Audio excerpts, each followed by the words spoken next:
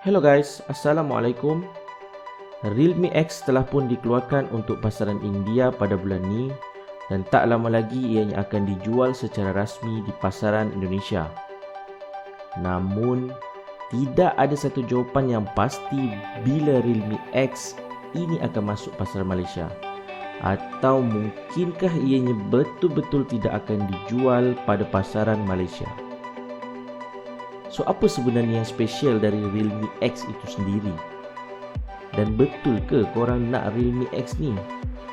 Okey, tanpa buang masa lagi, jom kita tengok.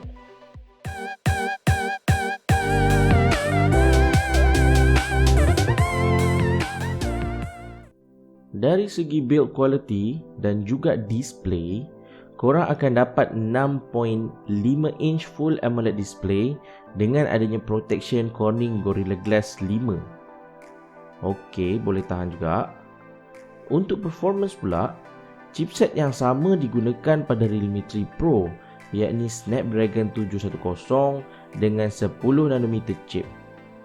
So basically performance memang tak ada masalah, gaming boleh jalan, setakat Facebook, Instagram, YouTube confirm tak ada masalah. Cumanya di sini Realme X belum lagi menggunakan Snapdragon 730 dengan 8nm chip, yang mana SoC ni dah ada dekat Redmi K20 atau lebih dikenal dengan Mi 90 untuk pasaran Malaysia. Nampak dah kan siapa pesaing Realme X ni sebenarnya? Okey, tak apa, relax dulu, tak habis lagi. Kamera pula masih lagi menggunakan dual setup kamera 48MP dengan 5MP depth sensor. Mampu merakam Full HD video dengan cukup baik dan juga slow motion 960 frame per second pada resolusi video 720p. Dan satu lagi, pop-up selfie kamera 16MP. Okey, macam inilah. Secara jujurnya bagi saya, tak adalah impresif sangat. Kenapa? Pertama, biasa je. Trend 2019, main kamera hampir semua letak 48MP. Yang kedua, sayang, no ultra wide dan juga no telephoto. Ketiga, bagi saya OnePlus 7 Pro sahaja yang saya boleh terima diorang letak pop-up kamera. Yang lain terutamanya untuk mid range agak merisaukan. Okey, settle untuk kamera.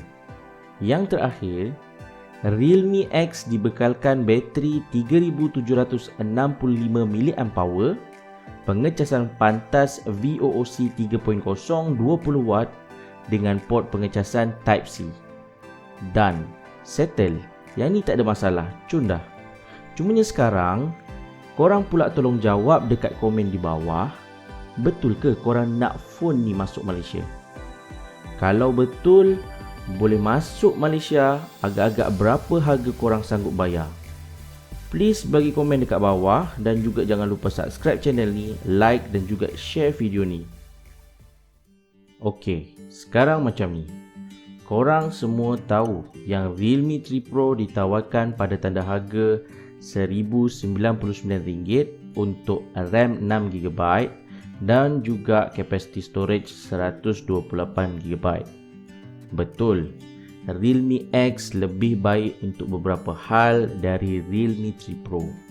Tapi, korang pun kena ingat yang Xiaomi Mi 90 menang dekat semua hal bila dibandingkan dengan Realme X.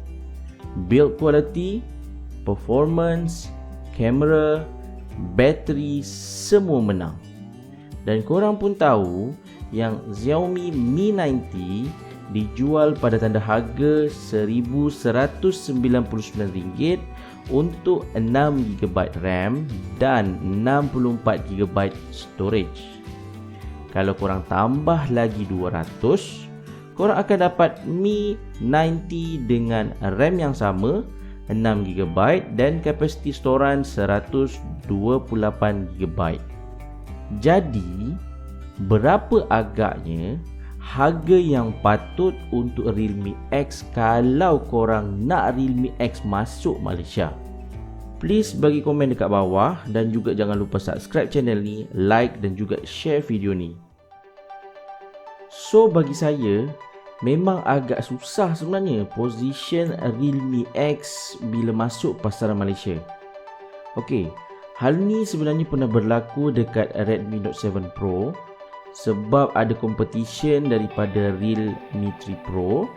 Hal yang sama mungkin akan berlaku pula dekat Mi 90 Pro sebab dah ada Honor 20, Honor View 20 dan juga produk Xiaomi sendiri yakni Mi 9. Lagi satu, korang mungkin dah dengar, Honor 9X tunggu masa je nak launching. So dekat sini hopefully korang dah boleh faham kenapa Realme Malaysia dia tak bawa masuk Realme X. Bagi saya macam ni. Pertama, market competition dekat smartphone ni memang tak akan ada habisnya. Dia akan ada selalu keluar produk terbaru yang lebih baik. So untuk sesiapa yang dah angkat phone, especially kelas mid range pada tahun 2018, korang sebenarnya tak payah gelabah sangat nak tukar tu. Enjoy your phone, guna elok-elok, selagi tak ada problem, tak payah nak fikir nak tukar. Unless korang memang nak tukar untuk upgrade kepada flagship punya level. Yang kedua, kita tengok je. Sebab saya sekarang ni lagi excited nak tunggu 4 flagship phone yang akan keluar hujung tahun ni, yakni Huawei Mate 30 Pro, Samsung Note 10 Pro, Pixel 4 dan juga iPhone 11. Especially iPhone 11 ni sebenarnya semua orang tunggu apa sebenarnya akan berlaku dekat iPhone 11. Okay, so basically itu dulu untuk video kali ini. Terima kasih yang dah tengok sampai habis. Jangan lupa like, share dan subscribe channel ni. Sampai jumpa lagi.